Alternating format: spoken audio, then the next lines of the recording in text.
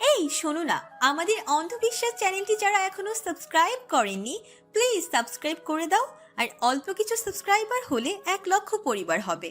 সবাই please subscribe এবং বেশি বেশি শেয়ার করে দাও প্লিজ।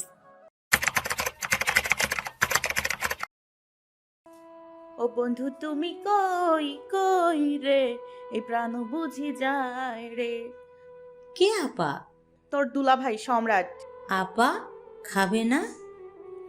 পোষ তাকালো বোনের দিকে, কপাল কুঁচকে জিজ্ঞেস করলো, কি হয়েছে? পিহা যেন এই অপেক্ষায় ছিল, এই জন্য এসেছে ও আপার কাছে। সকালে দোকানে গিয়েছিল পিহা, সেজু চাচির লং লাগবে, তার মাথা ব্যথা, বাসায় লং নেই, তাই আপাতত কাজ সারতে পাশের বাসা থেকে আনতে বলল। পিহা দোকানে যেতেই দোকানদার টিটকারি মেরেছে, রোজই এমন করে সে, বড় লোকটার বদ অভ্যাস, মেয়েদের দেখলেই টিটকারি করা। পিহার কথা শুনে পোষের মাথাটা সকাল সকাল গরম হলো, চিবিয়ে চিবিয়ে বলল, শালার বুইরা, আজ দেখ তোর ভীমরতি কিভাবে বের করি। ওড়নাটা গায়ে দিয়ে পোষ বাঘিনীর মতো বেরিয়ে এলো। জ্যৈষ্ঠ নিজের ঘর থেকে দেখলো পোষ রেগে হনহনিয়ে বেরিয়ে যাচ্ছে। কি হয়েছে বুঝতে নিজেও তাড়াহুড়ো করে বেরিয়ে গেল। কোন দিকে কাকে ডাকবে বুঝতেও সময়টা পেল না। দেখলো বাড়ির বাইরে ডেকোরেশনের জন্য থাকা অতিরিক্ত বাঁশ থেকে একটা বাঁশ হাতে তুলল পোষ। জ্যৈষ্ঠ চোখ বড় করে তাকালো। পিহা নিজেও পেছনে এসেছে। আপা বাঁশ দিয়ে কি করবে ওর বুঝে এলো না। পোষ বরাবর তাকালো দোকানে। দুজন কাস্টমার দাঁড়িয়ে, তার মধ্যে একজন সিগারেট টানছে। পেছন থেকে পোষ মানুষটাকে চিনেনি, চেনার জন্য পরিশ্রমটা পোষ করলো না, সরাসরি বাঁশ দিয়ে বাড়ি মারলো দোকানের শাটারে। দোকানদার হাই হাই করে উঠতে উঠতেই সিগারেট টানতে থাকা লোকটা ভয়ে সিগারেট ফেলে লুঙ্গি তুলে দৌড় দিল। পিহা তাড়াতাড়ি চোখ ঢাকলো, পোষ খেকিয়ে উঠল। শালার বুইরা, বের হ, বের হ দোকান থেকে। তোর টিটকারি আমি ছোটাচ্ছি, বাইরে হ তুই, না হয় দোকানে ভাঙচুর করব। বড় লোকটা আর মালামালের ভয়ে তাড়াতাড়ি দোকান থেকে নামলেন। পোষ এমন এক বাড়ি দোকানের মেঝেতে মারলো যে দোকানদার দৌড় দিল। পেছনে তাকে তারা দিচ্ছে পোষ। জ্যৈষ্ঠ খেই হারিয়ে ফেললো। কই যাবে সে? আপার পিছু নাকি বাড়িতে কাউকে ডাকতে? উল্টো পথে সে বাড়িতেই ঢুকলো, গলা উঁচিয়ে ডাকতে লাগলো। হেমু ভাই, হেমু ভাই, চতুর্থী তাড়াতাড়ি বাইর হ। হেমু ভাই। হেমন্ত সহ শ্রেয়া তাড়াতাড়ি বেরিয়ে আসে, বাকিরাও ছুটে এসেছে।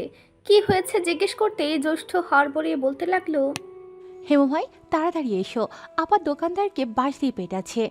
কি? চমকে গেল হেমন্ত। ছোট চাচা হাই হাই করে বললেন, ওরে ওটা পৌষ, আমি তো দেখিনি। সিগারেটটা মাত্র ধরালাম, এমন সময় দোকানে বাঁশের বাড়ি, ভয়ে লুঙ্গি তুলে দৌড়ে বাড়িতে ঢুকলাম। ছোট চাচি বেজায় রাখলেন, ঝাঁঝালো কণ্ঠে বললেন, কিছু হলেই লুঙ্গি তুলে কেন দৌড় দিতে হবে? মান ইজ্জত কিচ্ছু বাকি রইল না। রেগে তিনি চলে গেলেন বাইরে।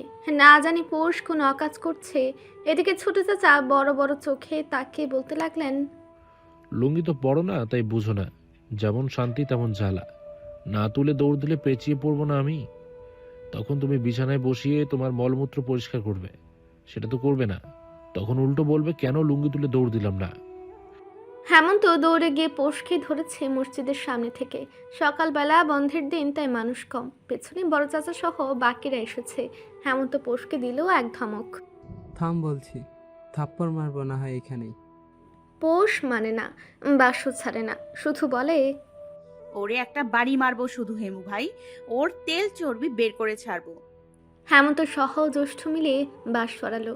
দোকানদার লুকিয়েছে, যেতে চাইছে, কিন্তু তার আগেই বড় চাচা পোষকে যেতে বলে দোকানদারকে বললেন, দোকান ঠিক রাখতে চাইলে ভালো হও, নামাজি মানুষ, বয়স হয়েছে, নাতির মতো বাচ্চাকে টিটকারি মারবেন আপনি? আপনার মেয়ে সহ অন্য কারো মেয়ের সাথে আরেকদিন ওই ঘটনা ঘটবে, তখন বাসের বাড়িটা আপনার দোকানে পড়বে। ওদের নিয়ে বাড়িতে ঢুকেন বড় চাচা। হেমন্ত পোষকে শাসালো ভীষণভাবে। পোষ পাত্তা দিল না তাতে। রান্নাঘরে ঢুকে নিজের মতো চা বানালো। তার জন্য কেউ চা বানিয়ে রাখে না। পৌষও পছন্দ করে না, নিজের চরকা নিজে চালাতেই পছন্দ করে। বড় চাচি পেহাকে ধমক দিলেন, সব রেখে কেন পোষকেই বলতে হলো তার? আর মানুষ ছিল না। খাবার টেবিলে সবার সামনে হেমন্ত পুনরায় বেশ স্বাভাবিকভাবেই বলল, উকিল ডাকলে না আব্বু? সিদ্ধান্ত বদলাও। হেমন্ত হেসে ফেলল। বড় চাচা সহ বাকিরা জানে হেমন্ত মুখে বলছে না, ও এই কাজ করেই দেখাবে। বাড়িতে নতুন বউ, আজ অনুষ্ঠান, ঝামেলা হলে মান ইজ্জত দুটোই যাবে। সেজু চাচা ঝাড়া গলায় বললেন, দেখ হিমন্ত, চাইলেই সব হয় না। কিন্তু চাইলে এই বাড়িতে আজ এই কথা উঠতো না। সেজু চাচ্ছু যদি সকালে সহানুভূতি দেখাতো। শ্রেয়া মাথা নিচু করে আছে। হেমন্ত কাল রাতে ওকে অনেক কিছুই জানিয়েছে, যা শোনার পর থেকে ওর নিজেরই মায়া হচ্ছে পোষের জন্য। হেমন্ত সবার দিকে তাকালো একবার, এরপর বলল, কাল রাতে এত কিছু হলো, কই আপনাদের কেউ তো বদলালো না? সবার নাস্তাটা হয়, চা সবাই পায়। ওর জন্য এক কাপ চা কি বেশি হয়ে যায়? বেশি দুধের চা আপনারা ঠিকই খান, ও পাতলা চা কেন খায়? ওকে কেউ কিছু বলেছি? রোজ ক্যাচ ব্যাচ কার ভালো লাগে? চা পাতার বয়ম লুকিয়ে রেখেছিলেন সেজু চাচি, এই খবর আমি জানি। অথচ সংসারে পৌষের সম্পত্তির ভাগ ঠিকই লুটে পুড়ে খাচ্ছেন। হেমন্ত, সত্যি কথা গায়ে লাগে, এটাই স্বাভাবিক। হুল ফুটালে ব্যথা পাবে সেজু চাচ্ছু। পোষ জানিয়ে সে থমথমে পরিবেশ দেখে একটু চমকালো। কি হলো আবার? পাত্তা না দিয়ে শ্রেয়াকে একটা ডিম সিদ্ধ দিয়ে ইনিমিনিকে বলল, খেয়ে আমার কাছে আসবি। দুই বোন মাথা নাড়ে। হেমন্তের অনুষ্ঠান কিছুদিন পর হওয়াতে ওদের মেহেদির রং ফিকে হয়েছে। দুই বোন আপার কাছে ঘ্যান ঘ্যান করেছে, আবার যাতে তাদের মেহেদি পরানো হয়। পোষ গিয়ে সোফায় বসে পা দুলে চা পান করছে। ওর মনে হচ্ছে কাহিনী কিছু একটা ঘটেছে। সকাল সকাল অতটা মাথা ঘামালো না ও। হেমন্ত খেয়ে উঠে পোষকে বলল, শ্রেয়ার মেহেদিও হালকা হয়ে গেছে, আবার দিয়ে দিবে আজ। যার বউ সে দিক, আমি পারবো না। মুখটা খুব চলে তোর, মানুষ বানাতে পারলাম না। পোষ চোখ তুলে তাকালো। যখন হাসলো হেমন্ত গলে গেল। পোষ ডান হাতের তালু চুলকে বলল, হেমু ভাই, ডান হাতটা চুলকাচ্ছে, ডান হাতের তালু চুলকালে কি জানি হয়? কি হয় বলতে পারো? হেমন্ত চোখে হাসলো। শ্রেয়া ওখান থেকে বলল, টাকা আসে পোষ? এক্কেবারে হক কথা ভাবি। কি হেমু ভাই, বউ কি বলে তোমার? মেহেদি দিবি আগে, পছন্দ হলে টাকা দিব। বাকি চাহিয়া লজ্জা দেবেন না হেমু ভাই। হেমন্ত হাসতে হাসতে বসলো ওর পাশে। চোখের কোণে পানি জমলো। বলল, দোকানদারকে যেই দৌড়ানি দিলি তুই, ওটাকে আজ এক্কাওয়ালা বাস গিলাতাম আমি, শালা বুইরা খাটাস। গালি দেয় না। শালা গালি না। হেমন্ত হঠাৎ দেখলো আরো 5টা ছোট বড় মানুষ ওকে ঘিরে নিজেদের হাত ইচ্ছে মতো চুলকাচ্ছে।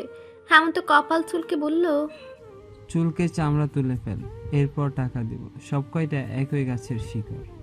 বিকেল নাগাদ বাড়িতে মানুষ এলো শ্রেয়াকে সাজাতে। হেমন্ত তার বউ সহ 4 বোনকে সাজাতে বলেছে।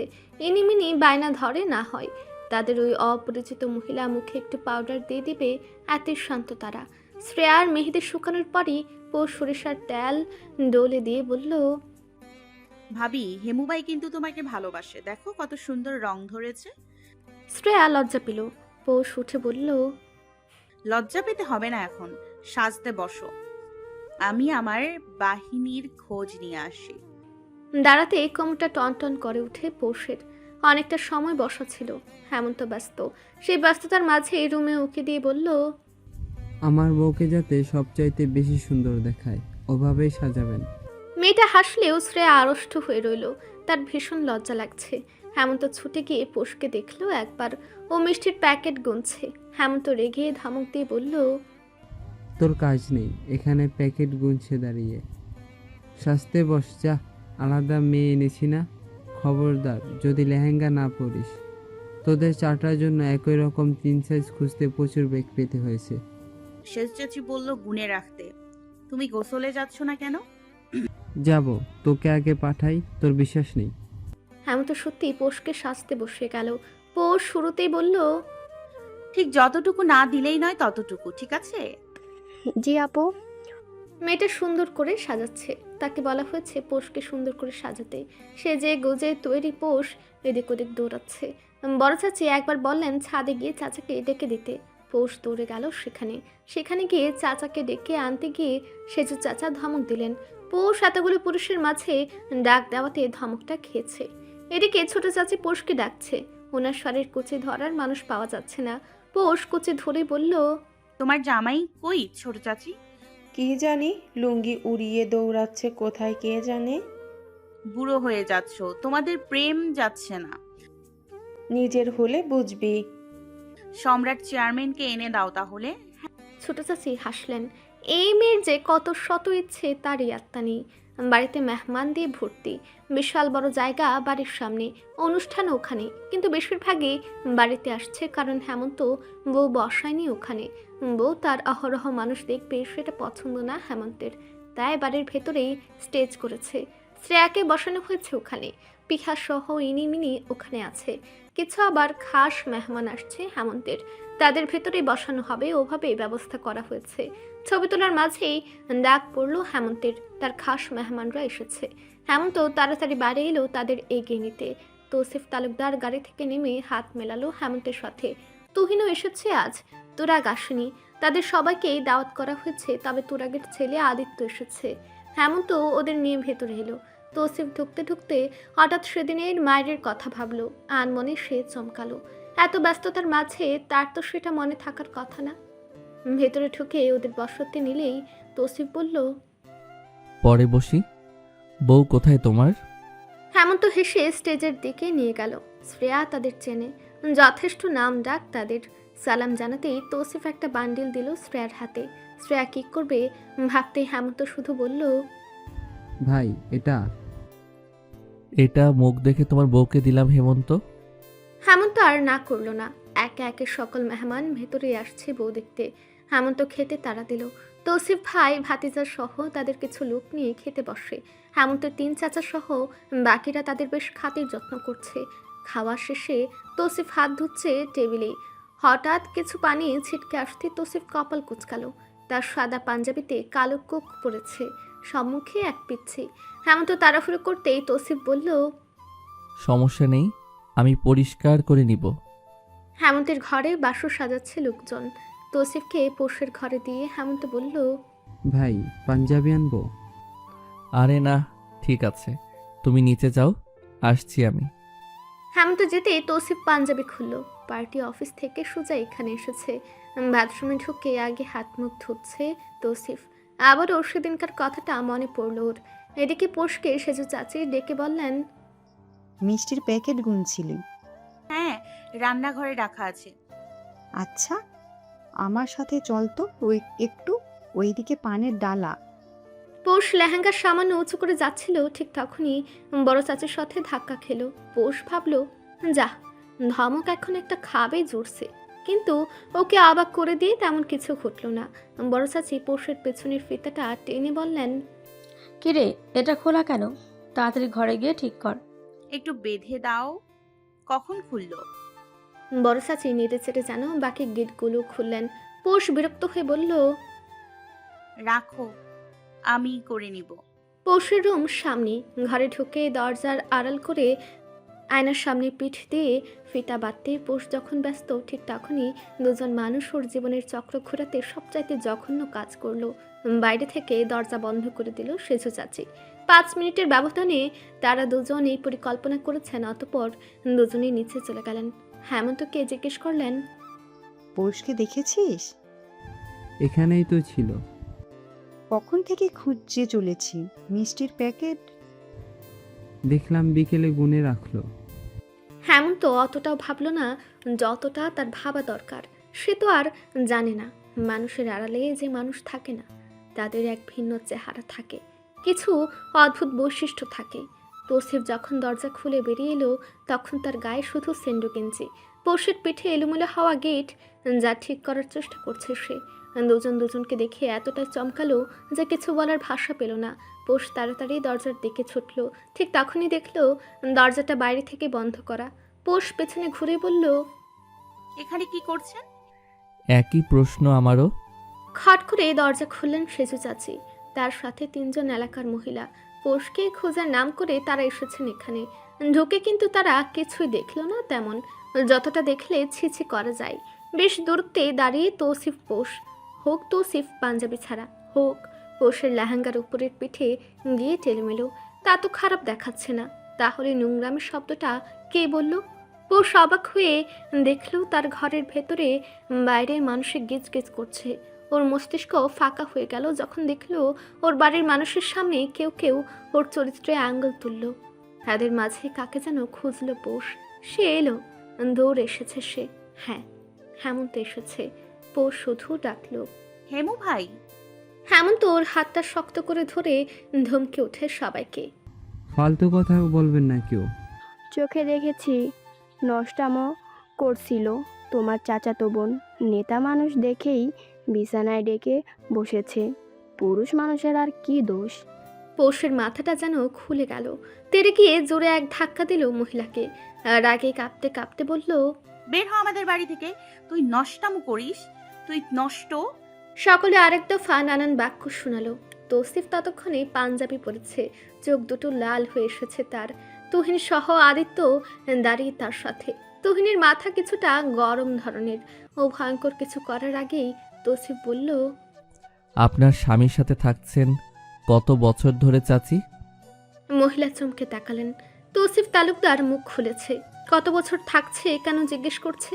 তুহিন কটমট দৃষ্টি ফেলে বলল, কার নামে কথা বললে? স্বামী আজ বাসায় ফিরবে তো? মহিলা ভয় পেলেও বাকিরা যেন ছাড়ল না, মুহূর্তেই ছড়িয়ে গেল। তালুকদার বাড়ির মেঝো ছেলের সঙ্গে হেমন্তের চাচাতো বোন ধরা খেয়েছে। কেউ কেউ বললেন এদের বিয়ে পড়িয়ে দাও। সকলে যখন ছি ছি শুরু করলো তখন প্রতিবাদ টিকল না। পোষ হেমন্ত নানানভাবে বোঝানোর চেষ্টা করছে। পোষ সেজে চাচির দিকে তাকিয়ে বলল, আপনি দেখেছেন সেজু চাচি? আপনি সব জানেন, সত্যিটা বলে দিন। সেজু চাচি মুখে খুললেন না। তৌসিফ মনোযোগ দিয়ে দেখল সবটা। অতপর গম্ভীর কণ্ঠে বলল, ওর সাথে আমার বিয়ে ঠিক অনেক দিন আগে থেকে। আমার হবু স্ত্রীর সাথে সময় কাটাচ্ছি, তাতে যে আপনাদের এত সমস্যা হবে বুঝতেই পারিনি। না হয় আপনাদের বাড়ি বাড়ি গিয়ে অনুমতি নিয়ে আসতাম। পৌষ অবাক হয়ে গেল। এই মিথ্যা কেন বলছে তৌসিফ তালুকদার? কি স্বার্থ তার? একজন মহিলা বলেই ফেললেন, গা বাঁচাতে বলেছেন। আপনার কথা রাখতে আজ বিয়ে করে দেখাতে পারলাম না, কারণ আপনার ওই মুখের কথার মূল্য আমার কাছে নেই। শীঘ্রই বিয়ে হবে। তৌসিফ থামলো।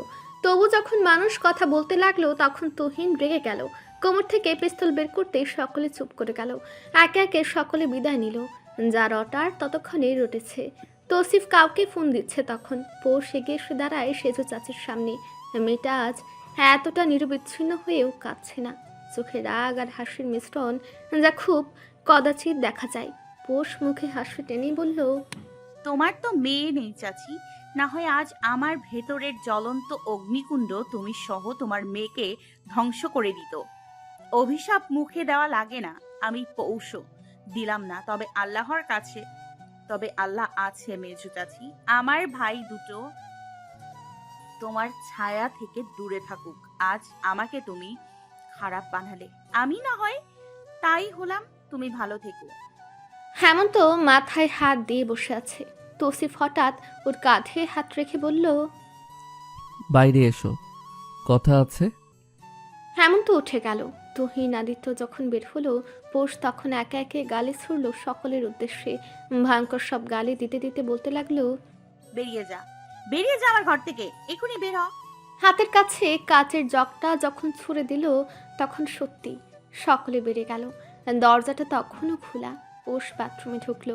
সেখানে পা ছড়ে বসে রইল। তাকে আজ কি বানিয়ে ছাড়লো সবাই? উত্তরটা যেন এই চার দেওয়াল দিল, নোংরা বেশ্যা। বিয়ে বাড়িটা মুহূর্তের মাঝে এক মৃত বাড়িতে পরিণত হলো। হেমন্ত বাড়ি থেকে বেরিয়ে গিয়েছে। তৌসিফের সাথে তার কথা হয়েছে প্রায় ঘন্টা খানেক সময়। অতপর আলোচনার শেষে ডাকা হয় তার 3 চাচাকে। তৌসিফ আকুতি না, বরং আদেশের স্বরে শুধু জানায়, আগামীকাল দেখতে আসবে ওকে। চাচা 3 জনই বোধ হয় বোধ হারা হলেন। ছোট চাচা শুধু ফ্যাল ফ্যাল করে তাকিয়ে রইলেন। বড় চাচা মাথাটা নিচু করে রেখেছিলেন, কিন্তু কিয়ৎকাল বাদেই বললেন, হঠাৎ এভাবে আমরা কিভাবে কি করব? তৌসিফ যেন শুনেও শুনল না। বড় হেয়ালি তার কণ্ঠে। সে গম্ভীর মুখে বলল, চোখ পড়ার ক্ষমতা আছে আমার। বাহিরে দেখে ভেতরে পড়তে পারি। যথেষ্ট নাটক হলো, আজ আর দেখার ইচ্ছে নেই। রাজনীতির মানুষ আমি। নাটক আর বাস্তবতা খুব ভালো করে জানি। আর হ্যাঁ, বিষয়টা আজ মোটেই ভালো হয়নি। আমার সম্মান জড়িয়ে এই ঘটনার সাথে। সুতরাং ফলাফল বিশেষ ভালো হবে বলে আপনাকে সান্ত্বনা দিতে পারছি না। কথাটা বলে উঠে দাঁড়ায় তৌসিফ। তুহিন গা ছেড়ে বলল, আগামীকাল দেখতে আসবো মেয়েকে সাজিয়ে গুছিয়ে রাখবেন, তালুকদার বাড়ি থেকে লোক আসবে। আদিত্য ঠায় দাঁড়িয়ে বারংবার তাকাচ্ছে এদিক ওদিক। পৌষের সাথে তার দেখা করতে মন চাইছে। মেয়েটা একটু ভিন্ন, ছন্ন ছাড়া ধরনের। না জানি এত বড় এক অপবাদ কিভাবে মেনে নিচ্ছে। তার চাইতে বড় প্রশ্ন এখনো রয়ে যাচ্ছে, পৌষ সম্রাট বলতে অজ্ঞান, সেখানে একই বাড়ির একই রক্তের ভাইকে বিয়ে কিভাবে করবে সে? কতটা মেনে নেবে? আদিত্য এতটুকু তো জানে যে পৌষ কতটা সিরিয়াস বিষয়টা নিয়ে। তৌসিফটা আর অপেক্ষা করে না, বেরিয়ে যায় হক বাড়ি থেকে। এলাকা ততক্ষণে গমগমে। এই প্রথম তারা নারী ঘটিত কেলেঙ্কারির সাক্ষী হয়েছে তালুকদার বাড়ির মেঝো ছেলের। তুহিন নিয়ে নানান কথাবার্তা উঠলেও তৌসিফ নিয়ে এই প্রথম। ঘটনা রং চঙ্গে তখন রঙিন। কেউ কেউ বিশদ বর্ণনা করছে, কেউ রটনা টেনেছে বিছানা পর্যন্ত। অবাক করা বিষয়, তৌসিফের নাম মুখে ততটা ছি ছি হচ্ছে না যতটা হচ্ছে পৌষের। নিয়ম অনুযায়ী অবশ্য ঠিকই আছে, মেয়েদের দোষ বেশি। সে যদি পৌষ হয়, দোষটা বুঝে একটু বেশি তার হয়। এই এলাকায় ভাড়াটিয়া কম, বাড়িওয়ালা বেশি। স্থানীয় মানুষজন সকলে। সেই সুবাদে বাড়িতে ফোন আসছে। তাহমিনার কানে ঘটনা এসেছে ঘণ্টাখানেক হলো। ও থম মেরে বসেছিল, কথা বলেনি। মায়ের দিকে তাকিয়ে শুধু বলেছে, তৌসিফ এ কাজ করবে না। শাহরার বুকটা কেমন ধরফরে ওঠে। তৌসিফ সেদিন বাড়িতে এসে শাহরিয়ারের বিয়ের বিষয়ে কথা বলে গিয়েছে, এ কথা তিনি পরে জেনেছেন।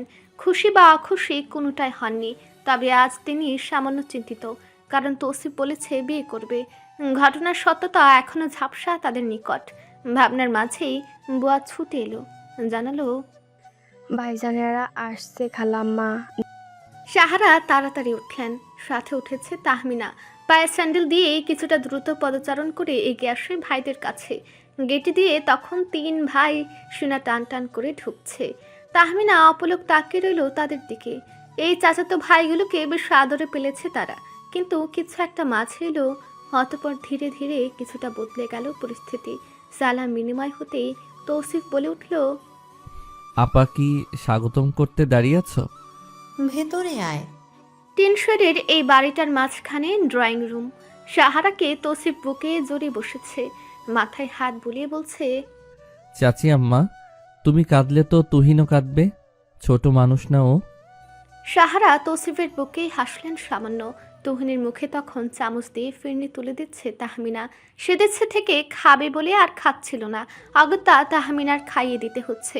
এই 3 ভাই, বিশেষ করে ছোট দুটো, মা ভক্ত ছিল। মা নেই বলে যখন সুযোগ পায় তখনই চাচি আর চাচাতো বোন থেকে আদর লুফে নেয়। তুহিন তুরাগের গায়ে সামান্য হেলে খাচ্ছে। আরেক চামচ তার মুখে দিতেই বলল, পানি দাও আপা। পানিটুকু সে হাত দিয়ে পান করলো না। তাহমিনা ওর মুখের সামনে নিল তো ও পান করলো, জানালো, আর খাবো না। কেন? বউ না করেছে? নাও, বউ রান্না করেছে না বাসায়, 12টা বাজলো বলে ওর সাথে একটু খাবো। তাহমিনা কথা বাড়ালো না। কথায় কথা উঠবে তার চাইতে চুপ থাকা ভালো। তুরাক নিজে হাতেই খেয়ে টেবিলে পিরিচ রাখলো। তৌসিফের দিকে তাকিয়ে তাহমিনা জিজ্ঞেস করলো, তাইফা আসবে না?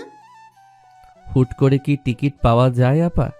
তাইফা স্বামী সন্তান নিয়ে আমেরিকা থাকে, বাকি 2 বোন স্বামী নিয়ে দেশে আছে, তবে এখানে না। তাহমিনা তৌসিফের হাতে ফিরনি দিতে দিতে বলল, তাহিয়া আর তিশা ওদের জানিয়েছিস? না আপা, এখনো যাইনি। আপনাকে আর চাচিম্মাকে আগে বলতে এলাম। তাহমিনা একটু ক্ষুদ্র শ্বাস ফেলল, বলল, তিশা যে বাড়ি মাথায় তুলবে সে খবর জানিস না? ওকে ফোন দে এক্ষুনি। রাত 12টা বাজলো বলে। সকালে জানলে কাণ্ড ঘটাবে এখানে এসে। তোরাক সম্মতি দিল। সবার সামনেই আগে ছোট বোন তিশাকে ফোন দিল। সংক্ষিপ্তভাবে জানাতেই উপাস থেকে ফোন কেটে দিল তিশা। রেগেছে তা স্পষ্ট, কিন্তু কাল যে ও আসবে সেটাও স্পষ্ট। তাহিয়া আবার শান্ত, একেবারে শান্ত ধরনের। হালের শুরুতেও নেই, শেষেও নেই। স্বামী নিয়ে শান্তিতেই থাকে, শুধু কমতি তার একটা বাচ্চার। কিন্তু স্বামীটা খুবই ভালো এবং ভদ্র মানুষ। ওকে একবার বলাতেই হাসি মুখে জানালো আসবে কাল। তৌসিফের দিকে তাকিয়ে তাহমিনা জিজ্ঞেস করলেন, ঘটনা কি ঘটেছিল বলতো? ঘটলেই বা কি, বিয়ে কেন করতেই হবে? তৌসিফ চোখে হাসলো, হালকা স্বরে উত্তর দিল, মেয়েটার নামটা খুব বাজেভাবে খারাপ হচ্ছিল আপা, ভুল বললাম, হয়ে গিয়েছে।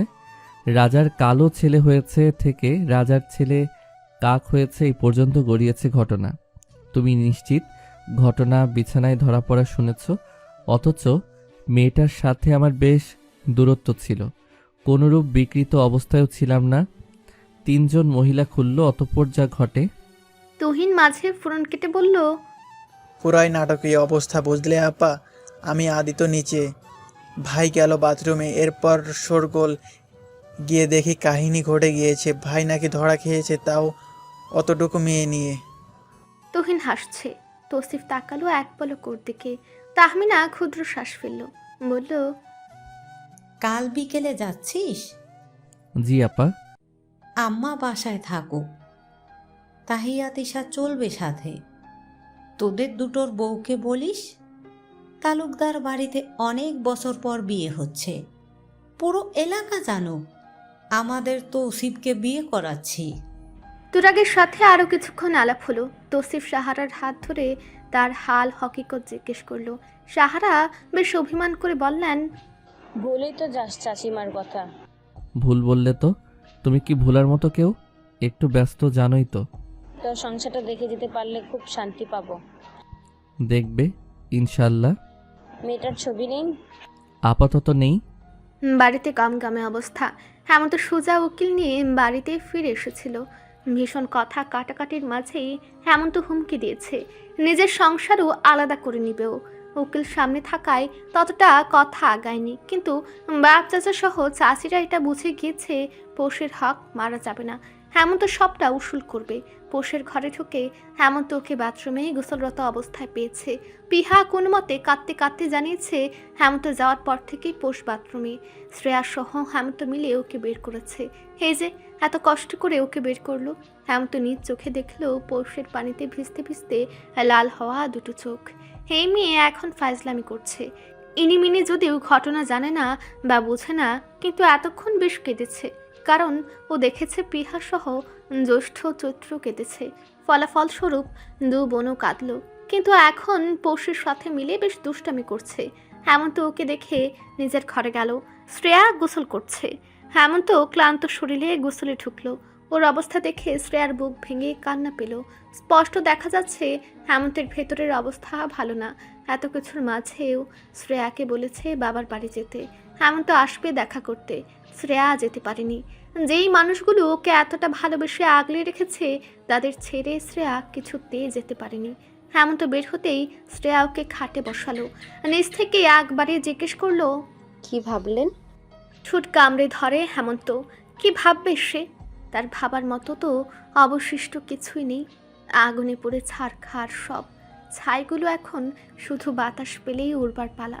শ্রেয়া ওর হাতটা শক্ত করে ধরতেই হেমন্ত বলল, তুমি কি রাগ করবে যদি এখন পোষের কাছে যাই? যদি বলি না? তাহলে নিজেকে এই মুহূর্তে খুব ভাগ্যবান মনে হবে। তাহলে আপনি ভাগ্যবান হেমন্ত। একটানে শ্রেয়াকে বুকে জড়ায় হেমন্ত, শক্ত করে জড়িয়ে রাখে। শ্রেয়াটার পায়ে হেমন্তর বুক কাঁপছে, একটু বেশি কাঁপছে। শ্রেয়া ওর পিঠে হাত বুলিয়ে দিল। হেমন্ত ধীরে ধীরে বলল, তুমি খুব ভালো একটা মেয়ে শ্রেয়া। আমার আজ সারাটা দিন তোমাকে দেওয়ার কথা ছিল, আমি বর হিসেবে ব্যর্থ হয়ে গেলাম। সারাদিন আপনি আমার সাথেই ছিলেন হেমন্ত, ব্যর্থ হওয়ার প্রশ্নই ওঠে না। তুমি আমাকে মাফ করে দিও।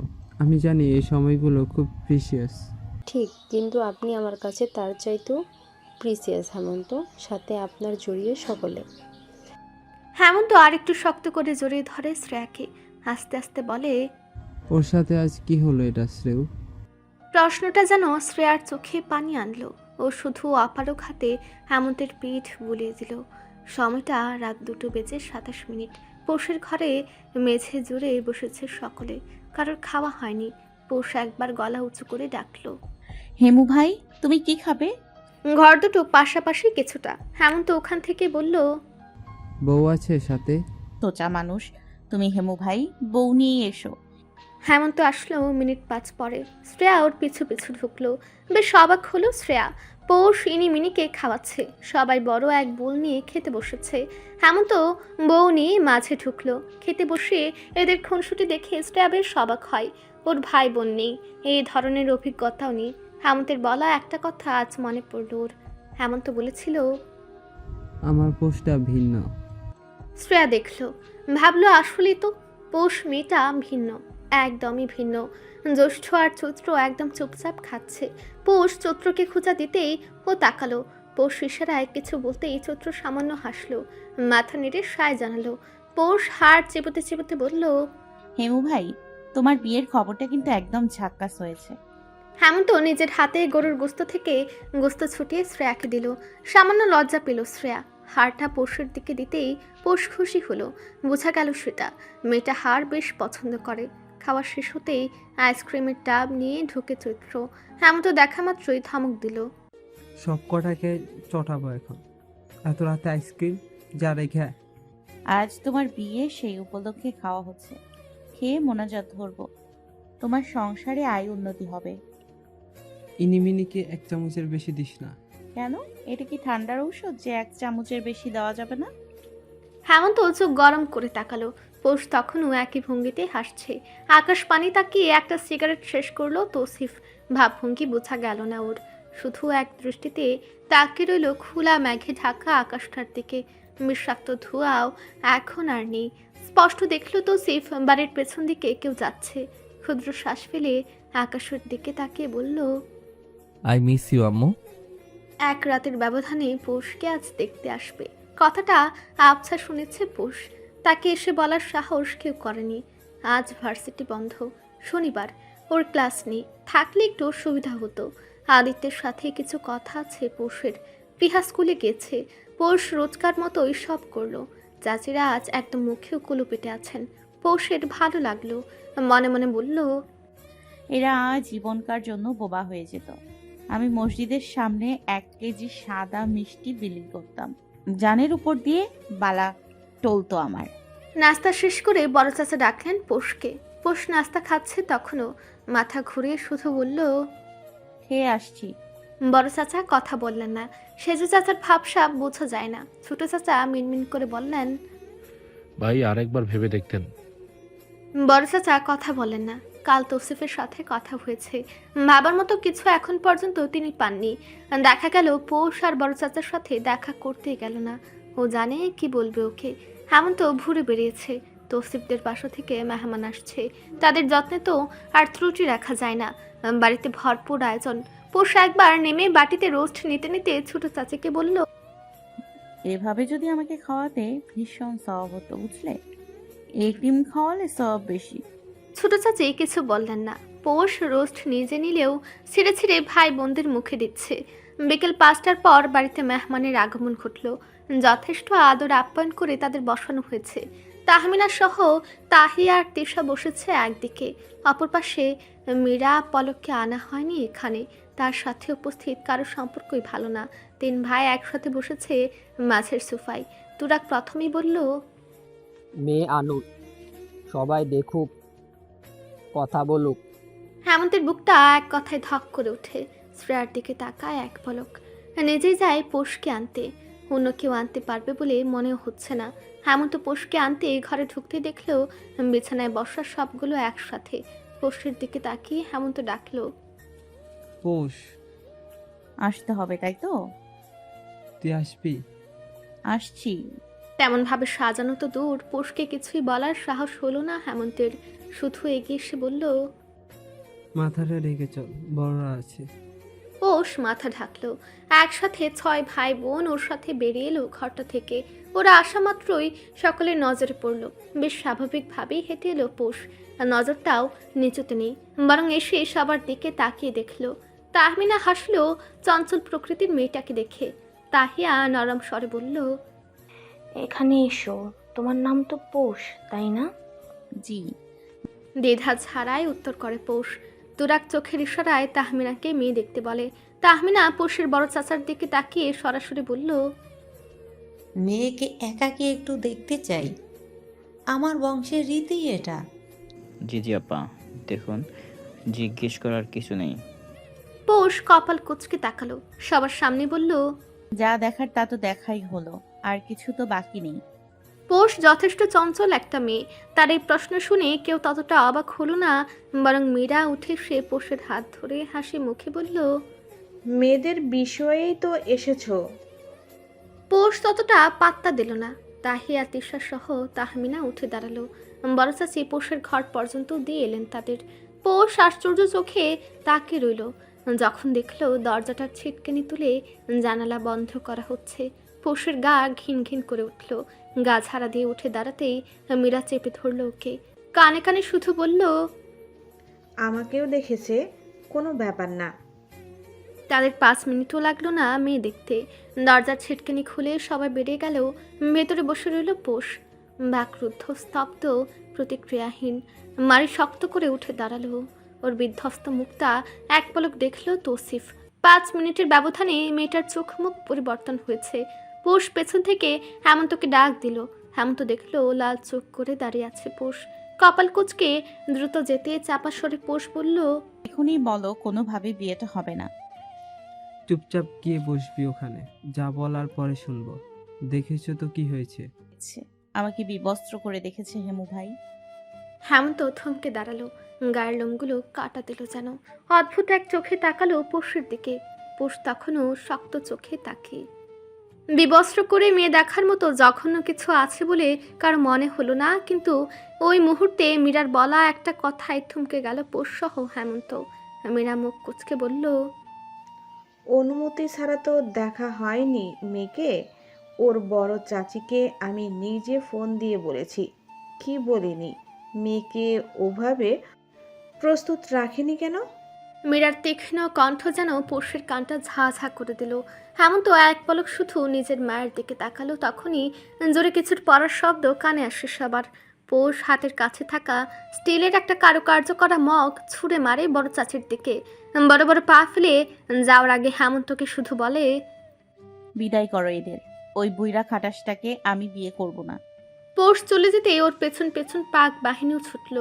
এদিকে হতভম্ব হয়ে বসে আছে ড্রয়িং রুমের সকলে। তারা শব্দ পেয়েছে কিন্তু কি হয়েছে তা বোঝেনি। তৌসিফ বাজ পাখির দৃষ্টিতে যেন সব দেখলো বুঝলো। চোখে তার লুতে খেলে গেল মুহূর্তেই। ওখানে বসেই ডাকলো, হেমন্ত। হেমন্ত তখন এলোমেলো মস্তিষ্কে পা বাড়ায়। এগিয়ে আসতেই তৌসিফ সকলের সামনে গম্ভীর থেকে গম্ভীর কণ্ঠে বলল, বিয়ে আজই হবে হেমন্ত, এখনই। উপস্থিত সকলের মুখটা খোলা রয়ে গেল তৌসিফের কথায়। তাহমিনা সরু চোখে তাকালো। এমন বেয়াদব একটা মেয়েকে বাড়ির বউ করতে তার যথেষ্ট দ্বিমত রয়েছে, কিন্তু আপাতত একটা রাগ করলো না ও।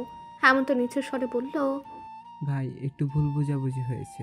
আমরা জানতাম না আপনাদের এমন কোনো কিছু আছে। আম্মু বলেনি আমাদের, পোষ না করেছে ভাই। হ্যাঁ করাও হেমন্ত। কথাটা বলে তৌসিফ উঠে দাঁড়ালো। হেমন্তকে চোখের ইশারায় বলল, কথা আছে। বাকি 2 ভাইকে বসিয়ে হেমন্তের সাথে একটু বাইরে আসে তৌসিফ। বেশিক্ষণ না, তাদের মাঝে এক পাখি কালাপ হয় মাত্র গুনে গুনে 7 মিনিট।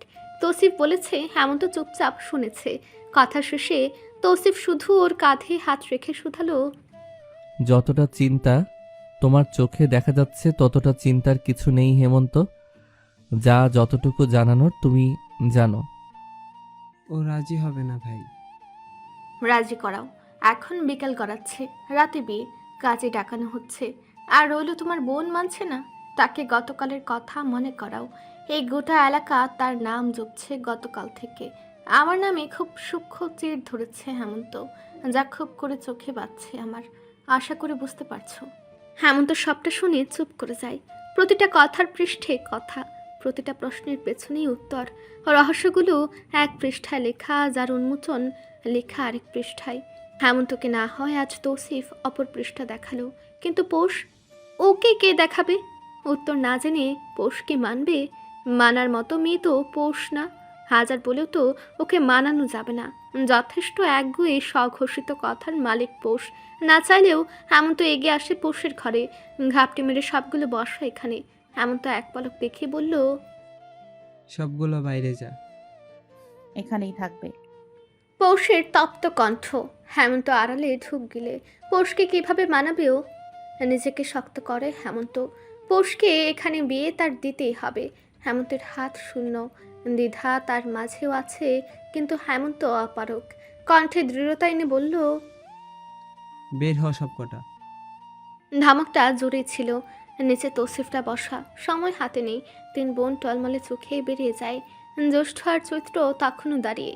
আপাকে একা ছাড়তে চাইছে না তারা, কিন্তু আমাদের সামনে টিকতে না পেরে ওরাও বেরিয়ে আসে। দরজায় কান পেতে দাঁড়িয়ে থাকে। খালি ঘরটা তখন নিস্তব্ধ। পৌষ নখের কোনা দাঁত দিয়ে কাটতে কাটতে হেলামি করে জিজ্ঞেস করলো, আপদ বিদায় হলো? আজ বিয়ে হবে। উমা, কার? হেমন্ত চাপা শ্বাস ত্যাগ করে। পৌষের দিকে তাকিয়ে বলে, তৌসিফ আজই বিয়ে করতে চাইছে। রাতে বিয়ে হবে পোষ। তোর কিছু লাগলে বল, ভাই এনে দিব। পৌষ চোখ তুলে তাকালো, কপাল কুঁচকে তাকালো। হেমন্ত কি কাঁপছে? তাকে একটু এলোমেলো দেখাচ্ছে। পৌষ পানির গ্লাসটা নিয়ে কুঁচকে রাখা কপালে হেমন্তকে বলল, কি হয়েছে? পানি খাও, বসো এখানে। হেমু ভাই, হেমু ভাই, তোমার কি খারাপ লাগছে? পানিটা হেমন্ত 3 নিঃশ্বাসে পান করলো। পৌষ দেখলো কিছুক্ষণ। হেমন্তের আচার আচরণ ঠিক ঠাউর করা যাচ্ছে না। পৌষ ঠান্ডা স্বরে ডাকলো, হেমু ভাই। হেমন্তের কান্না পেল। সে কান্না করতে চাইছে। একটু কাঁদলে কি খুব লজ্জাজনক হবে? পৌষটাকে ধরে কি কাঁদা যায় না? ওর জেদি একটা বাচ্চা এই পৌষ, যাকে ছাড়া হেমন্ত জ্ঞান হওয়ার পর ততটা সময়ে একা থাকেনি। ছোট্ট একটা বাচ্চা, যাকে হেমন্ত প্রথম কুলে তুলে ডেকেছিল পৌষ বলে। স্কুল থেকে সেই আগেই এই ছোট্ট জানটাকে দেখা হতো। কত সময় তাকে কুলে নিয়ে হেঁটেছে সারা বাড়ি, অথচ আজ তাকে জড়িয়ে ধরে কান্না করা যাবে না। হেমন্ত এক পলক তাকালো। পৌষের চিরা পরিচিত সেই সহজ দুটো চোখ, সেই সুন্দর বাচ্চা একটা মুখ। এই মুখটা রেগে গেলে লাল হয়ে যায়। জেদ করে সুন্দর মুখটা কুঁচকে রাখে। পৌষ আস্তে করে বলল, খুব খারাপ কিছু হতে যাচ্ছে হেমু ভাই। হেমন্ত কথা বলে না। পৌষ অস্থির হয়, রেগে যায় হঠাৎ। আমি কিন্তু ওখানে বিয়ে করব না। ভাইয়ের কথাটা শোন পোষ। এসব মরা ধরা কথা শুনতে ভালো লাগছে না। ভাইকে একটাবার বিশ্বাস কর বাচ্চা। যার শুরু ভালো না তার শেষও ভালো হবে না হেমু ভাই। ওনাদের কোনো কিছুই আমার ভালো লাগেনি। একটাবার। পৌষ রেগে যায়। হেমন্তের কথাও কিছুতেই শুনে না। রাগে গজগজ করতে করতে বলে, কি ভাবছো? তৌসিফ তালুকদার ছাড়া কেউ আমাকে বিয়ে করবে না? না করলেই বা কি হেমু ভাই? তোমাদের ঘাড়ে বোঝা হয়ে যাচ্ছি? এটা তো নতুন না, পুরাতন কথা। মানুষের রটানো কাহিনীতে আমাকে কেন বলি হতে হবে? তোকে আমি বোঝা ভেবেছি কখনো? অত শত বুঝি না। এই বিয়ে আমি করব না। তোমার মাকে আরেকটা বিয়ে দাও, যথেষ্ট পখম পখম করছে। কথাটা শেষ করার আগেই হেমন্তের হাত উঠল। পৌষ আজ 4টা চর খেলেও টুস শব্দ করলো না, কারণ ব্যাপার সে বলে ফেলেছে রাগের মাথায়। হেমন্ত হাতটা তুললেও চর দিল না। তীব্র রাগ দেখে বলল, এখানেই বিয়ে করবি তুই? করব না মানে না না না। হেমন্ত ততক্ষণে বেরিয়ে গেছে। ও বের হওয়া মাত্রই 3 চাচা ভেতরে ঢুকেছে একসাথে। পৌষ কপাল কুচকে তাকিয়ে রইল তাদের দিকে। তার এই ছোট্ট ঘরে চাচারা সহজে পা রাখে না। পৌষ যে বড়ই অপ্রয়োজনীয় তাদের নিকট। ওইদিকে হেমন্ত জানলেও না তার অনুপস্থিতিতে তার ছোট্ট পৌষকে বাপ চাচারা ঘিরে ধরেছে। সে তৌসিফকে না করতে এসেছিল, কিন্তু দেখলেও ওর মা চাচিরা যথারীতি আড্ডা শুরু করেছে। হেমন্ত ফাঁক ফুকর খুঁজে চলেছে, কিন্তু কথা বলার সুযোগটাই হচ্ছে না। এদিকে ওরা ভাইও এখানে নেই, শুধু মহিলা মানুষ আছে। হেমন্ত ভীষণ ভাড়া ছড়ায় পড়ে গেল। এদিকে ঈশ্বরের আজান দিবে। তৌসিফের নাম্বারে পরপর লাগাতার ফোন দিল হেমন্ত। ফলাফল শূন্য। তৌসিফ ধরছে না। আগত্যা না পেরে হেমন্ত এবার তাহমিনার দিকে এলো। ওনাদের না বলতে হবে, কিন্তু এর আগে তাদের সাথে কখনো আলাপ হয়নি ওর। সাহস জুগিয়ে কিছু বলার আগেই তাহমিনার ভারী কণ্ঠ শোনা গেল, তৌসিফ নামাজ পড়েই চলে আসবে। কাজী এসেছে, মসজিদেই আছেন, ইমাম সহ আসছে। হেমন্তের বুকটা ধক করে ওঠে। কি করবে? এত এত মানুষের সামনে এখন আবার তামাশা হবে? গতকালের ঘটনা নিছক কম ছিল না, এখন আবার আজ নতুন কাহিনী। গোটা এলাকায় তার পোস্টারই নাম খারাপ হবে। হেমন্ত অস্থির হয়ে বলল, আপা একটু কথা ছিল। হ্যাঁ বলো। আপা ভাইকে না হয় 2 দিন অপেক্ষা করতে বলুন। পোষ রাজি হচ্ছে না। হঠাৎ করে বুঝে নিত আপা, ছোট মানুষ।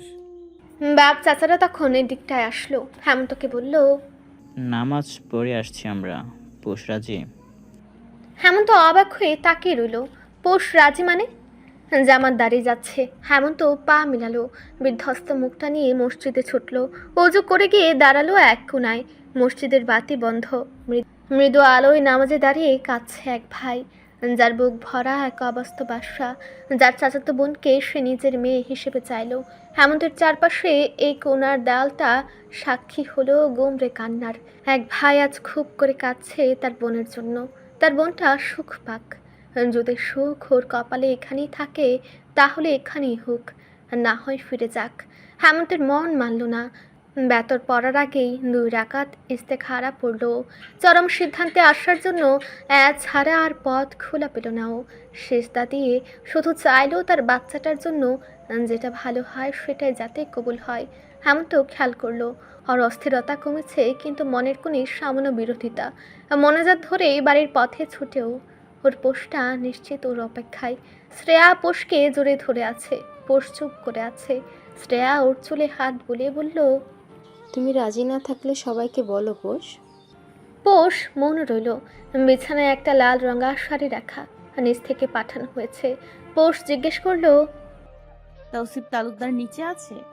শ্রেয়া মাথা নাড়ে। পোষ কিছু না বলে বেরিয়ে এলো। চৈত্র শক্ত করে বোনের হাতটা ধরে। তৌসিফরা 3 ভাই বেশ দাম্ভিকভাবে বসা সোফায়। কাজে আর বড় হুজুর আসছে। হেমন্ত দরজা পর্যন্ত আসতে কানে এলো পোষের কণ্ঠ। পোষের কথায় অদ্ভুত কতগুলো দৃষ্টি তাকিয়ে রইল ওর পানে। তোরাকে একটু কাশি দিল শুধু। মীরা বলে উঠল, পাগল হয়েছো মেয়ে? কাকে কি বলছো? আপনার দেবরকে দেখার কথাই বলছি। মুহূর্তেই নীরবতায় ঘিরে উঠল চারপাশ। তৌসিফের চোখে দুষ্টামি। পৌষ এক পলক তাকিয়ে দৃষ্টি সরালো। বুকের ভেতর দামামা বাজছে হঠাৎ। লোকটার চোখ দুটো সম্রাটের মতো। তাকিয়ে থাকা দায়। ইনি মিনি তখন তৌসিফের কাছে এসেছে। তৌসিফকে অবাক করে দিয়ে 2 বোন সোফায় উঠে তৌসিফের দাড়ি আর চুল টেনে ধরে। হাঁক চুকে গিয়ে তৌসিফ কিছু বলার আগেই 2 বোন সিগন্যাল দিল সবার সামনে, আব্বা, আতুল, তুল আর তালি। হাঁক চকালো উপস্থিত সকলে। এই মেয়ে বোনদের পাঠিয়ে তৌসিফের চুল দাঁড়িয়ে আসল কিনা নকল পরখ করছে। ভাবা যায় তার সাহস ঠিক কত দূর পর্যন্ত বিস্তৃত। সরাসরি অপমান ঠিক যেভাবে পোষকে করা হয়েছিল। তৌসিফ মনে মনে হাসল। মেয়েটার সাহস আছে বলতে হবে। চাইলে সে নাস্তা নাবুদ করে ছাড়তে পারে পোষকে, কিন্তু তৌসিফ সেটা করলো না। একবার তার ঘরে উঠুক, তখন তৌসিফ বোঝাবে কে তৌসিফ তালুকদার। পোষকে আর কিছু বলার সুযোগ না দিয়েই হেমন্ত এগিয়ে এলো। হেমন্তকে দেখা মাত্রই পোষ চলে গেল গদগদ করে, তাকালো না পর্যন্ত। আহত হেমন্ত বোনের পিছু ছুটে দরজা ধরে দাঁড়িয়ে রয়। নিচে তখন কাজে এসেছে। হেমন্ত এলোমেলো হয়ে দাঁড়িয়ে আছে। কি এমন হলো যে পোষ রাজি হলো? হেমন্ত যেভাবেই হোক তৌসিফ থেকে অন্তত সময় নিত। তৌসিফকে ফিরিয়ে দেওয়ার সাধ্য তার নেই। দরজা খুলে লাল শাড়ি পরিহিতা পোষ যখন বের হলো, হেমন্ত তখন অবাক দৃষ্টিতে তাকিয়ে রইল। হালকা একটা লাল রঙা শাড়ি, মাথায় ঘুমটা, তার ছোট্ট বাচ্চা পোষটা কই? বিশ্বাস তো হয় না। পৌষ তাকালো না পর্যন্ত। শ্রেয়া ওর পেছনে বেরিয়ে এসেছে তখন। পৌষ কি মনে করে একবার শুধু বলল, ভাই, ওনাদের তাড়িয়ে দাও। হেমন্ত নিজেকে শক্ত করলো। এই বিয়ে ভাঙার সাধ্য তার নেই। তার ছোট্ট পৌষের জীবনটাই খুব জটলা পাকানো, যা এড়িয়ে যাওয়ার সাধ্য কারণ নেই। হেমন্ত নিজেকে সংযত রেখে শুধু বলল, তোর ভালোর জন্য এসব পোষ। ভালো না থাকুক। কোনো কথা না, আয় চুপচাপ। কোনো ঝামেলা করবি না পোষ, খুব খারাপ হবে। সারাটা জীবন হেমন্ত ধমকালো, তবে আজকের মতো নির্জীব হয়ে কখনো ধমকায়নি সে। পৌষ শেষ চেষ্টা করে চুপচাপ এগিয়ে এলো একা একা। মাঝপথে তার সাথে এলো ছোট ভাই বোনগুলো। সবার পেছনে হেমন্ত। সাজসজ্জাহীন পৌষ যাকে বসানো হলো তৌসিফ তালুকদারের সাথে। দাঁড়িয়ে রইল উপস্থিত সকলে। কাবিননামায় স্বাক্ষর হলো। পৌষ হেমন্তের কথা রাখলো, টু শব্দ করলো না। বড় হুজুর যখন বললেন, পৌষরাত হক পৌষ, আপনি কি শাহজাহান তালুকদারের মেজপুত্র তৌসিফ তালুকদারকে বিবাহ করতে রাজি? রাজি থাকলে বলুন কবুল। কবুল। সেকেন্ডের ব্যবধানে কবুল পরে পৌষ। একবার এদিক ওদিক তাকায়। বাকিদের মতো মাথায় হাত দিয়ে আদর করার মতো কেউ নেই তার। মা নেই, শক্ত হাতের বাবা নেই। হেমন্ত দ্রুতই এগিয়ে আসে, পোষের মাথায় হাত রাখে। অপর পাশে তৌসিফ কাবিননামায় পোষকে 5 লক্ষ টাকা উসুল দিয়ে তার মার্কেটের একটা দোকান আর মিরপুরের নতুন কাজে হাত দেওয়া বিল্ডিংটা দিল। যথারীতি কবুল পরেই পোষের হাতটা আলতো করে ধরল। আলতো ভাবটা খুব শীঘ্রই শক্ত হলো, যেন সে নিজের আধিপত্য বোঝালো পোষকে, অথবা বোঝালো তুমি একা না, তৌসিফ তালুকদার আছে তোমার জন্য। সামান্য মিষ্টি পোষের মুখে দিল তৌসিফ, বাকিটা নিজে খেয়ে বলল, এলাকা ভরে মিষ্টি পাঠাও হেমন্ত, আমাদের বাড়ি থেকেও যাবে। সবার কানে যাক খবরটা, বাকি কথা পরে হবে। রাত হচ্ছে, আমরা তাহলে উঠি। বড় চাচা রাতের খাবারের কথা বারবার বললেন, কিন্তু কেউ রাজি না। রাত হয়েছে, তারা ফিরবে। পোষকে একবার রাখতে চাইলো হেমন্ত, কিন্তু পৌষি বোধ হয় সুযোগটা দিল না, তাকালো না পর্যন্ত হেমন্তের দিকে। হেমন্ত দেখলো তৌসিফ পোষের হাতটা শক্ত করে ধরে রেখেছে। সকলে বিদায় নিয়ে বেড়ে গেল, অথচ হেমন্ত অবাক দৃষ্টিতে তাকিয়ে রইল। তার পৌষ চলে যাচ্ছে। কোথায় যাচ্ছে? এই তো বাজারটা, শুধু নামমাত্র দূরত্ব, অথচ ওর মনে হচ্ছে পৌষ হারিয়ে যাচ্ছে, বহু দূর যাচ্ছে। পৌষকে আর দেখা গেল না। চৌকাঠ মারিয়ে সে এগিয়ে গিয়েছে।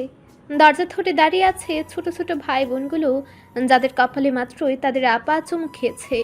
খুব বিরল ঘটনা, সচরাচর এটা ঘটে না। তাহলে আজ কেন ঘটল? বিরল ঘটনা কখন ঘটে? সবাইকে চমকে দিয়ে এক পুরুষ কণ্ঠের কান্না হু হু করে বাড়ল। শ্রেয়া দৌড়ে এসে ধরার আগেই ধপ করে মেঝেতে পড়ে হেমন্ত। বাড়ির মানুষ সবাই অবাক হয়ে আজ হেমন্তকে দেখল। এটা হেমন্ত না, এটা পোষের চাচাতো ভাই হেমন্ত না, এটা সেই হেমন্ত যে নিজের ভেতর পোষের বাবা হওয়ার শখ রাখে, তীব্র ইচ্ছে রাখে। সে নিজের বাচ্চা হারিয়ে মেঝেতে গড়াগড়ি খেয়ে কাঁদছে। বড় চাচি ঢুক গিললেন। তার বড় ছেলেকে তিনি কখনোই কাঁদতে দেখেনি বড় হওয়ার পর। কেউ ধরার সাহসটুকু পেল না, অথচ 5 ভাই বোন ছুটে গিয়ে হেমন্তের উপর পড়ল। বাড়িটা মুহূর্তেই তীব্র কান্নায় নিমজ্জিত হলো। ছোট ছোট বাচ্চা দুটো বুঝে গেল যেন তাদের আপা আর আসবে না, কখনোই না।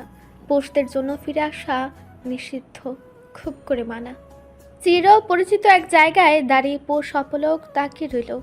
ঘাটের পাশে রাস্তা, মেন সড়ক থেকে এই রাস্তা দিয়ে গাড়ি ঢুকে। ছোট থেকে তো পোষ দেখে এলো, আজ নিজেও চলে এলো। এমন নয় এখানে একদমই আসা হয়নি, ঝাপসা স্মৃতি তো বলে এসেছিল পোষ। সাদা রঙের 3তলা বাড়িটার উপরে গোটা অক্ষরে লেখা তালুকদার বাড়ি। বড় গেটটা বন্ধ। সামনে হলেও এই 2 মিনিটের রাস্তা তৌসিফ গাড়ি দিয়ে বউ এনেছে। নতুন বউ হুট করে হাঁটিয়ে বা রিকশায় আনার মতো কাজ সে করেনি। চাইলেই পথটা ছোট করে মসজিদের সামনে দিয়ে আসা যেত, তাতে তাহমিনাদের বাড়ির উপর দিয়ে আসতে হতো। কিন্তু মসজিদের সামনে কিছু মানুষ তো থেকে যায়, জিকিরের শব্দ শোনা যায় রাত 10টা অবধি। পোষের হাতটা তখনও তৌসিফের শক্ত হাতের মুঠোয়। পোষ দেখলো মূল গেটটা বন্ধ। পকেট গেট দিয়ে ওরাও ভেতরে ঢুকলো। বাড়ির চারপাশে লাইট জ্বলছে, কিন্তু ঘাটটা অন্ধকার। এসএসের গেট পেরিয়ে বাকি পথটুকু হাঁটতে হলো ওদের। নিচতলায় কোনো ফ্ল্যাট নেই। ড্রাইভার আর দারোয়ান থাকে নিচতলায়, বাম পাশের সামনে গ্যারেজ, ডান পাশের পুরোটা জুড়ে অফিস কক্ষ তৌসিফের। সিঁড়ি দিয়ে ওরা উঠে এলো তৌসিফের ফ্ল্যাটে। তাহমিনা আসেনি, সে বাড়ি গিয়েছে। মীরা, তিয়াস আর তাহিয়া এসেছে সাথে। তুরাগ আর তুহিন একটু পর আসবে দেখা করতে। ফ্ল্যাটে ঢোকা মাত্রই বিশাল বড় ড্রয়িং রুম, 2 সেট সোফা বিছানো সেখানে, বিস্তর এক জায়গা। তাহিয়া তৌসিফের দিকে তাকিয়ে বলল, ওকে এখানে বসাও ভাই, আমি বুয়াকে খাবার দিতে বলি। তোমরা থাকো এখানে, ওকে ঘরে নিচ্ছি, যথেষ্ট ক্লান্ত ও। তাহিয়া কথা বাড়ায় না, তবে তিয়াসা টিটকারি ছুঁড়ে। এটা তার অভ্যাস। বাড়ির সব চাইতে ছোট মেয়ে, তার দাবি দাওয়াও একটু বেশি। মেজো ভাই বউ নিয়ে ঘরে ঢুকবে তা এতই সোজা? আগে কিছুটা গা ঝাড়া দাও, তারপর না হয় ঢুকো। তৌসিফ দাড়ি চুলকে শুধালো, ঘর সাজিয়েছেন? গা না হয় ঝাড়া দিতাম, কিন্তু ঘরে তো ফুল নেই। তাজা গোলাপ তোমার সাথে, আর ফুল দিয়ে কি হবে? তাহিয়ার কথায় তৌসিফ হাসলো। কথা সত্যি, 100% সত্যি। তৌসিফ পোষকে বসিয়ে সাইডে গেল। 1000 টাকার কতগুলো নোট ছড়িয়ে পাখার মতো করে দুলিয়ে বলল, এটা নিয়ে বিদায় হও, রাতে অবশ্যই খেয়ে যাবে। এত কম মেজো ভাই, আপনার থেকে মানা যায় এসব? অনেক আছে, নাও তাড়াতাড়ি। মীরা মাঝখানে এক প্রকার খোঁচা দিয়েই বলল, আমরা মুঠো ভরে নেই। কখনো শুনে নিতে দেখেছেন? মুঠো ভরে দিন আজ বিয়ে করিয়ে আনলাম। পোষের চোখ দুটো আপনা আপনি উঠল মীরার দিকে। যাকে খোঁচা দিয়ে কথা বলা হয় তার গায়ে ঠিক লাগে। পোষের মনে হলো মীরা তাকে উদ্দেশ্য করে কথাটা বলেছে। জীবনের এলোমেলো এই ঘন্টায় পোষ ভিন্ন ভাবনায় ততটা সময় দিতে পারল না। ও কি শোকা হতো? এই প্রশ্নটাও নিজেকে করা হলো না। এই প্রথম বোধ হয় পোষ একদমই অমানুষ হয়ে গেল। না হলে কোনো অনুভূতি কেন কাজ করছে না? মানুষ হলে আবেগ অনুভূতি কোথায় গেল? নিজেকেই যেন পোষ চিনতে পারছে না। এই যে এত ঘটনা, এসবের মাঝেই নিছক এক উদ্ভট বস্তু বলে মনে হচ্ছে নিজেকে। ওদের কথা কাটাকাটি বোধ হয় শেষ হয়েছে। তৌসিফ পুনরায় পোষের হাত ধরে, আস্তে করে বলে, উঠে এসো। চুপচাপ উঠে দাঁড়িয়ে পোষ পা মিলালো তৌসিফের পেছনে। বড়সড় একটা দরজা খুলে তৌসিফ ভেতরে ঢুকলো পোষকে নিয়ে। পোষের বুকটা তখন আচমকায় বেইমানি শুরু করলো। বিনা নোটিশে ওরা ধুকপুক শব্দ বাড়িয়ে দিল। কোনো এক অপরিচিত ভয় ওকে জেঁকে ধরেছে একদম আষ্টে পৃষ্ঠে। নিজের ভেতরের ভাবখানা কিছুতেই মুখ ফুটতে দিল না পোষ। তৌসিফ সুইচ চেপে দিতে সোনালি আলোয় ঘরটা ঝলমলে ওঠে। বিশাল বড় এক কক্ষ। পোষ যতটুকু এই সোনালি আলোয় দেখলো তাতে বিনা বাক্যে সে বলতে পারবে সরাসরি কখনো এমন কামরাও দেখেনি, দেখার কথাও না। মধ্যবিত্তদের চোখ এসব টিভি ছাড়া দেখে না সচরাচর। তৌসিফকে ডিভানে বসিয়ে নিজ থেকে মাথার ঘুমটা নামিয়ে দিল। এসি ছেড়ে দিয়ে শুধু বলল, বসো, আসছি আমি। তৌসিফ বেরিয়ে দরজা চাপিয়ে গেল। পোষ আটকে রাখা দমটা ফুস করে ছাড়ল। হায় হায়, এ কোথায় এলো পোষ? ভেতরে রাগ চেপে বিড়বিড় করে বলল, আশা লাগবে না তোর, শালা খাটাস একটা। নজর ঘুরিয়ে চারপাশ দেখে পোষ। ঘরটার মাঝে বিশাল বড় এক খাট, অল্প সংখ্যক আসবাবপত্র দিয়ে চমৎকার করে সাজানো গোছানো এক রুম। আধুনিকতার ছোঁয়া যেন সব কিছুতেই। চোখ জুড়ে এসব একবার দেখতেই সুন্দর, কিন্তু থাকার জন্য সুন্দর সেই কাঠের খাটের শক্ত তুষক। অন্তত পোষের কাছে সেটাই আরাম। এত বড় ঘরটা এই সোনালি আলোকে যথেষ্ট জ্বালাতন করছে। আলো থাকবে সাদা, চকচক করবে চারপাশ। কিন্তু না, বড় লোকের বিরাট কারবার থাকতেই হবে। হলুদ বাতি জ্বালিয়ে এরা নিজের বড়লোকি ভাব বজায় রাখছে। হাতটা অজান্তেই গলায় গেল ওর, ঘাড় গলা চুলকাচ্ছে। এভাবে শাড়ি পরে এতক্ষণ থাকাটা ঝামেলার। শ্রেয়া সুন্দর করে পরালেও গাড়িতে ওঠা নামার দরুন কুচিগুলো একটু এলোমেলো হয়েছে। তাহমিনা ওর গলায় এই স্বর্ণের চেনটা পরেছে বিয়ের পর। পোষের ভীষণ অস্বস্তি লাগলো, কিন্তু তা প্রকাশ করতে পারলো না। বিরক্তিতে মুখটা পাংশুটে হয়ে আসলো। তৌসিফ বেরিয়েই বুয়াকে ডেকে বলল, রান্না শেষ? জি মামা। টেবিলে দাও, আর এক গ্লাস গরম দুধ দিও রাতে ঘরে। জি মামা।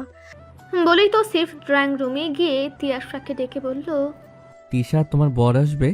জি ভাই। তাহিয়াকে জিজ্ঞেস করার আগে তাহিয়া স্বভাব সুলভ হেসে বলল, উনি বাসায় ফেরার সময় নিতে আসবে, আমিও চলে যাব। আজ থেকে যেতে? আবার আসবো। তিশা কটাক্ষ করে বলল, উনিও কোথায় লুকিয়ে এসে ননদ ননাস খেয়ে ভালো মতো চিনবে না? যা সময় হোক, চিনে নিবে। তৌসিফ কথা বাড়ায় না, মীরাকে শুধু বলে, বড় ভাইকে ডাকুন ভাবি, খাবার তৈরি। মীরা মাথা নাড়ে। তুহিনকে ফোন দিয়ে তৌসিফ বলল, খেতে আয়। ভাই, তৌসিফ চোখে হাসে। তুহিন বউ পাগল, অন্তত বড় ভাই এটাই মানে। পলককে রেখে আসাটা একটু কষ্টদায়ক বোধ হয়, কিন্তু এখন পলক আসলে ঝামেলা হবে। বড় ভাই এক টেবিলে খাবে বলেও মনে হয় না। তৌসিফ গম্ভীর কণ্ঠে বলল, খেতে আয়। আসছি ভাই। তুহিন মেঝো ভাইয়ের উপর কথা বাড়ালো না। গায়ে টি শার্ট জড়াতেই পলক পেছন থেকে টেনে ঠিক করতে করতে জিজ্ঞেস করলো, মেজো ভাইয়া ওখানে খাবে? হুম। আমি নতুন বউ দেখব না। তুহিন খুব সামান্য আহত হলো। কণ্ঠে তেরামি ধরে রেখে বলল, জানি না। আমি চলি সাথে। তুহিন কথা বলল না। এক টানে পেছন থেকে পলককে সামনে এনে জড়িয়ে ধরলো। খুব শক্ত হলো তাদের এই বন্ধন। পলকের মাথায় চুমু খেয়ে তুহিন শুধু বলল, খুব কি ক্ষতি হতো যদি তুমি আজকের অবস্থানে না থাকতে পলক চৌধুরী? তুমি খুব কঠিন। ভাঙতে তো কম চেষ্টা করছো না তুমি। আমি ভাঙবো, সেই সাধ্য আছে আমার। আপনি একদিন আমাকে ভাঙবেন, সেদিন আমি মুক্ত হব, আপনিও শান্তি পাবেন। আমার শাস্তি হোক পলক, কিন্তু তোমার মুক্তি কখনো না হোক। আমার ভেতরে জ্বালানো কষ্ট তোমাকে ছাই করুক, কিন্তু উড়ে যেতে না দিক। উড়ে যাওয়ার হলে কবেই যেতাম। জানে মেরে দিতাম। তুহিন ওকে ছেড়ে গটগট পায়ে বেরিয়ে গেল।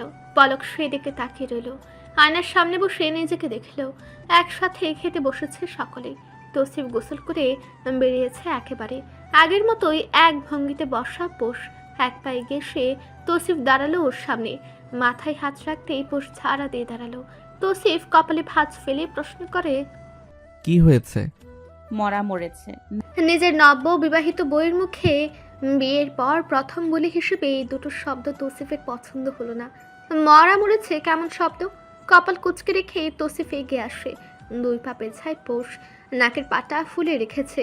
তৌসিফ হঠাৎ ওর নাক টেনে ধরে, আস্তে করে বলে, নিয়মিত ভালোবাসার গল্প শুনতে এবং পড়তে আমাদের অন্ধবিশ্বাস চ্যানেলটি সাবস্ক্রাইব করে পাশে থাকা বেল আইকনটি ক্লিক করুন। ধন্যবাদ সবাইকে।